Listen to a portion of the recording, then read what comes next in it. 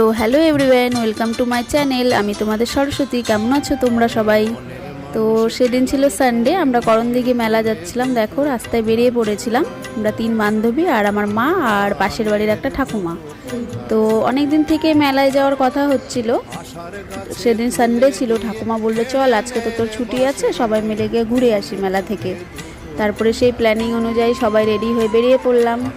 তারপরে দেখো আমরা টোটো ভাড়া করে নিলাম, টোটো ভাড়া করে নিয়ে এখন যাচ্ছি। আর ওদিনকার ওয়েদারটা খুবই ভালো ছিল, কারণ কি না তার কিছুদিন আগে বৃষ্টি হয়েছিল।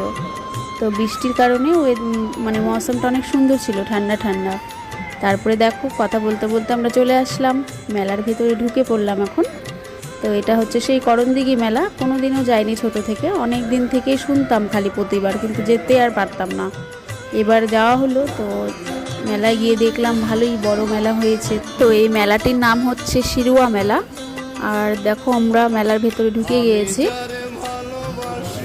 মেলা দিয়ে এখন আমরা যাচ্ছি চারপাশটা দেখতে দেখতে, গল্প করতে করতে নিজেদের মতো। তো 5:30 পৌনে 6টার মধ্যে আমরা মেলায় ঢুকে গিয়েছিলাম, যে কারণে দোকানগুলো ঠিক করে বসা হয়নি এখনও। তারপর আমরা এখন যাচ্ছি ভেতরে। আর এখানে একটা অনেক বড় পুকুর আছে, ওই পুকুরের একটা কাহিনী আছে নাকি, এই পুকুরে আগে যার মেয়েদের বিয়ে হতো, তো ওখানে গিয়ে বললে নাকি বাসনপত্র দিয়ে দিত। তো তারপরে আবার সেই অনুযায়ী দিয়ে আসতে হতো বিয়ে শেষ হয়ে গেলে। তো কেমন লাগলো আমার ভিডিওটা? আশা করি ভালো লাগবে। যদি ভালো লাগে তো লাইক কমেন্ট শেয়ার করে দিই।